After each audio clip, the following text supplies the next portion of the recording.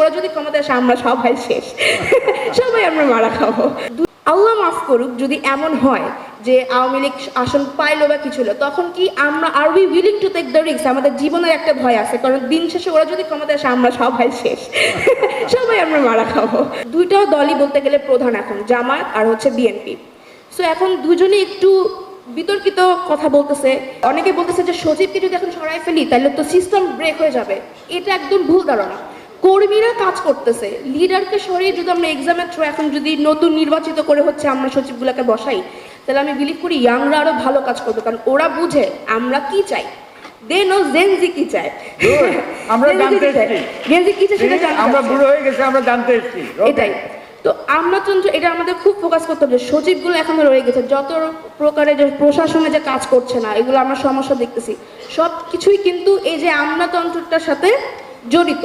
So এটা নিয়ে আমরা কথা বলছি না, এটা একটু গুরুত্ব দেওয়া লাগবে। তারপর সেকেন্ড যে কথাটা, তত্ত্বাবধায়ক সরকার নিয়ে একটা কথা আসছে, তা হচ্ছে আমি সিম্পলি একটা এক্সাম্পল দিই। যেমন আমার বাবা হচ্ছে নিউ সুপার মার্কেটে হচ্ছে প্রেসিডেন্ট। তো ওইখানেও কি হয়, 3-4 বছর পর যখন নির্বাচন হয়, ওরা তত্ত্বাবধায়ক সরকারের আদানে 3 মাস ক্ষমতা ছেড়ে দেয়, ওদের আন্ডারেই নির্বাচনটা হয়। কিন্তু সেখানে আমার দেশের এতগুলো কোটি মানুষের একটা পাওয়ারে সেখানে রাজনৈতিক দলের আদানে হচ্ছে নির্বাচন হচ্ছে। সো এটা যাতে না হয়, 3 মাস যাতে তত্ত্বাবধায়ক সরকারের আদানে ক্ষমতা ছেড়ে দিয়ে নির্বাচনটা প্রতি 5 বছর পর পর হয়। এবং থার্ড হচ্ছে যেটা, এটা আমি রাজনৈতিক দল নিয়ে অনেকে কেউ কথা বলছেন, এটা নিয়ে আমি মেনশন করবো। আমি খুব ডিপ্লোম্যাটিক না, আমি স্ট্রেট ফরওয়ার্ড উত্তর দিব। এখন দুইটাও দলই বলতে গেলে প্রধান এখন, জামায়াত আর হচ্ছে বিএনপি।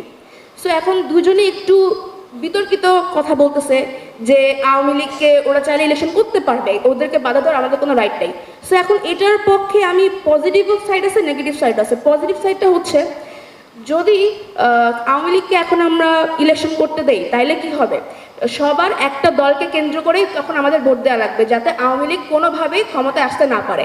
তো এটাতে কিন্তু সুবিধাও হচ্ছে একদিক দিয়ে, আবার নেগেটিভ সাইড হচ্ছে যে আল্লাহ মাফ করুক যদি এমন হয় যে আওয়ামী লীগ আসন পাইলো বা কিছু হলো, তখন কি আমরা are we willing to take the risk? আমাদের জীবনের একটা ভয় আছে, কারণ দিন শেষে ওরা যদি ক্ষমতায় আসে আমরা সবাই শেষ, সবাই আমরা মারা খাবো। সো ব্যাপারটা হচ্ছে এমন। তো এখন এই যে হ্যাঁ, তো এখন কথা হচ্ছে, তো আমরা কি এই রিস্কটা নিতে রাজি কিনা, এটা হচ্ছে কথা। সো এটাই হচ্ছে আমাদের। Thank you okay.